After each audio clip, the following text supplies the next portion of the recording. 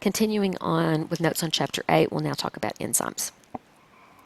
Enzymes, as you know, are biological catalysts. They're made of protein, and they catalyze reactions within the cell, making things go faster by reducing the amount of activation energy required for the reaction to occur.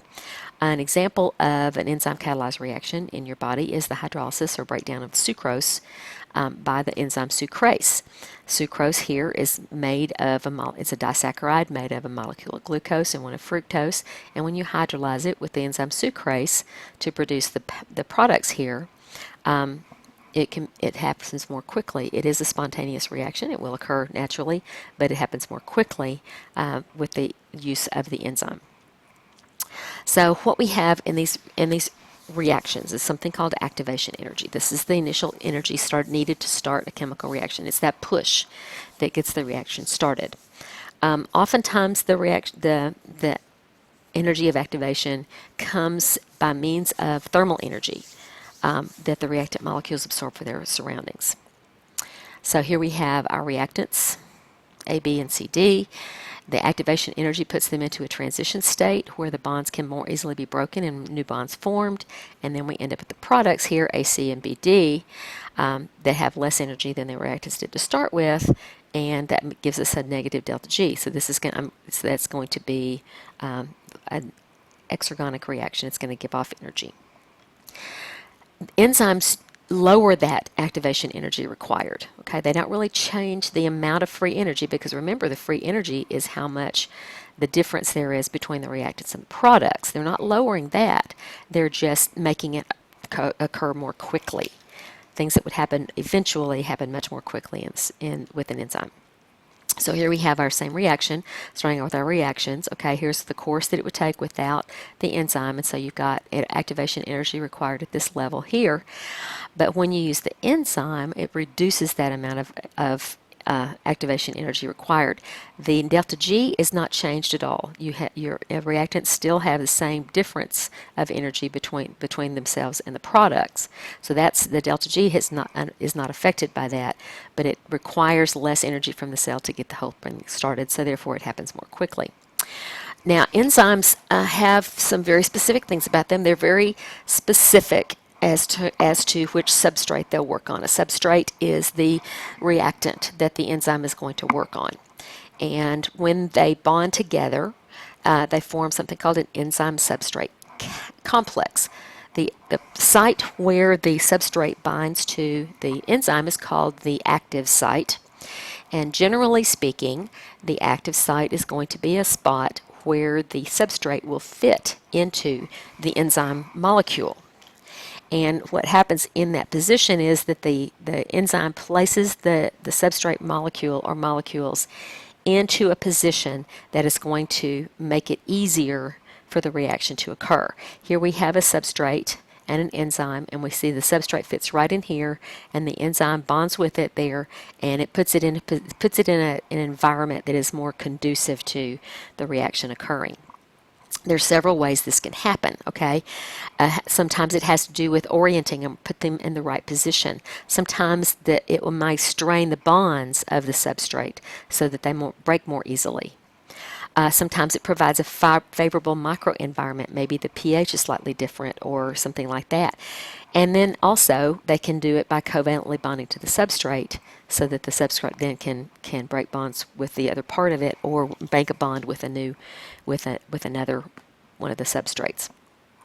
So here we have two substrates entering the active site. Notice the active site is shaped in a certain way. The substrates fit exactly in there. They're held in place by weak interactions like hydrogen bonds, van der Waals attractions, and things like that, forming that enzyme substrate complex. Notice the enzyme has changed shape slightly here, but it's still got that active site that fits those two substrates. The active site is going to lower the activation energy to speed up the reaction. The substrates are converted to the products. This is like that ABCD to ACBD reaction we saw a minute ago. And then finally the products are released and the enzyme is unchanged and is now available to pick up new substrate molecules. The big thing about catalysts, of course, as you know, is that the enzyme itself or the catalyst itself is not changed in the reaction. It just speeds up the reaction or by making it easier for the reaction to occur for whatever reason. Now, there are lots of things that can affect enzyme activity. Okay, environmental factors like temperature and pH are some things that really definitely can affect enzymes. There are also other chemicals that can specifically influence an enzyme depending on the particular reaction that we're talking about. Each enzyme has its own optimal temperature. That's the best temperature for it to work at, and an optimal pH. They do operate within a range of temperatures and a range of pHs, but you'll see the most activity at the specific optimal pH and optimal temperature. That's going to be the most active shape for that enzyme molecule to attach to the substrate molecules to cause the reaction to occur. Here we have a typical human enzyme would have an optimal temperature of about 37 degrees Celsius, which is body temperature. Although you see there is a range of temperatures in which the enzyme will work, it works the best or fastest at that optimal temperature. On the other hand, a thermophilic bacterium that lives in a much higher temperature is going to have a higher range of temperatures in which it will act, and its optimal temperature here shows 40 degrees difference.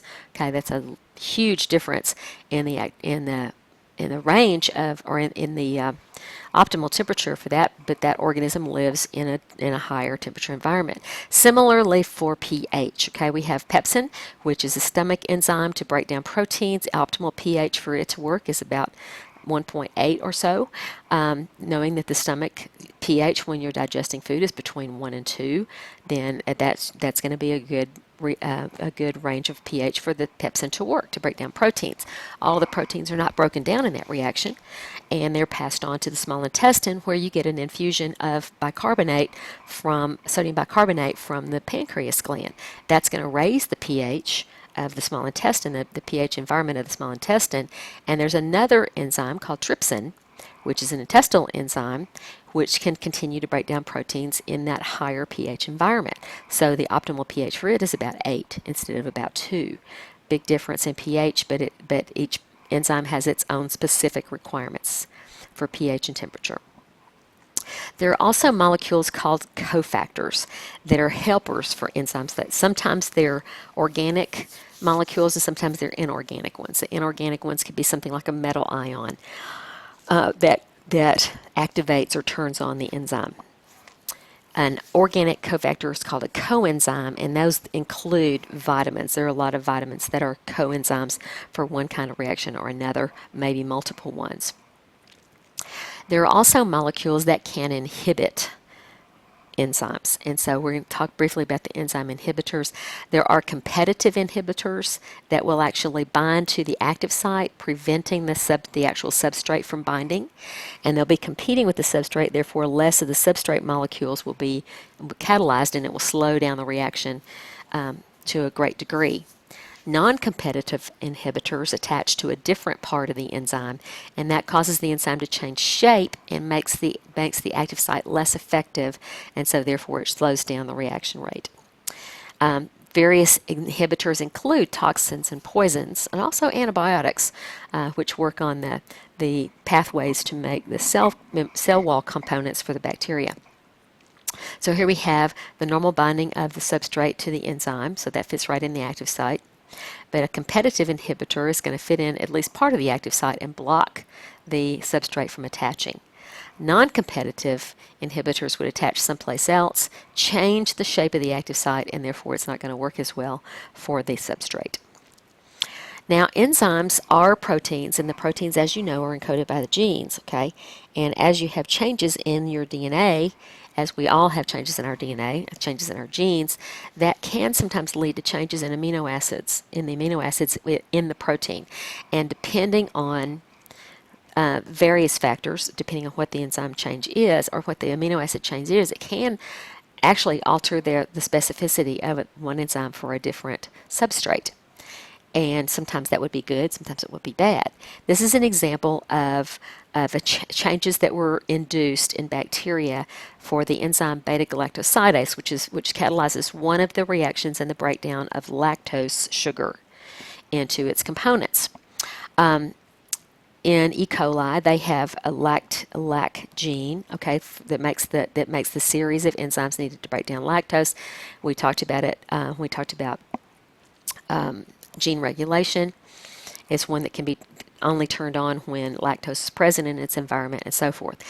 Through a series of changes in the environment of the bacteria as they were grown through several generations, this enzyme was changed to then break down a different molecule, a different component of the molecule and so it changed what it was doing. And they found when they looked at the protein overall that there were proteins that were changed, or amino acids that were changed near the active site, in the active site, and even outside the active site or on the surface, to change the function of the molecule to where it broke down a different molecule rather than beta-galactosidase, because they had only continued to culture the bacteria that were able to live in that altered environment. Now, in the example here, we talked about lactose and the fact that in the bacterium, the lactose operon is not active unless lactose is present in the environment. That has to do with regulation of regulation of metabolism. It would be really silly for your skin cells to be busy making insulin, because they don't need to make insulin. And so what the cell does basically is switch off the genes it doesn't need and switches on the ones it does need that encode for specific enzymes. That's one way that this metabolism can be controlled. There are various kinds of regulation other than that, okay? There's allosteric regulation that can either turn an enzyme's activity on or off, okay? And that's when you've got some kind of regulatory molecule that binds to the protein at one place and affects the function at a different location. Most of these kind of enzymes are made from various subunits of polypeptides, and the enzymes would have active and inactive forms. And so what the activator would do, the one that turns it on, would change the enzyme into the active form, and the inhibitor would change it to the inactive form so that it didn't work any longer on that particular substrate or at the present time. Here we have some allosteric activation and inactivation, as you see here, by different molecules. And here we have another type of activation called cooperativity. This is when you have a type of regulation that can amplify or increase the enzyme activity. One of the substrates primes the enzyme to act, and then it's going to take on additional substrate molecules more easily. Here we have the inactive form. When one molecule of substrate binds to an active site, then that makes the others more receptive to additional substrates, and so it ends up becoming more active or turned on to work fast. Another important regulatory process in cells and in organisms is something called feedback inhibition.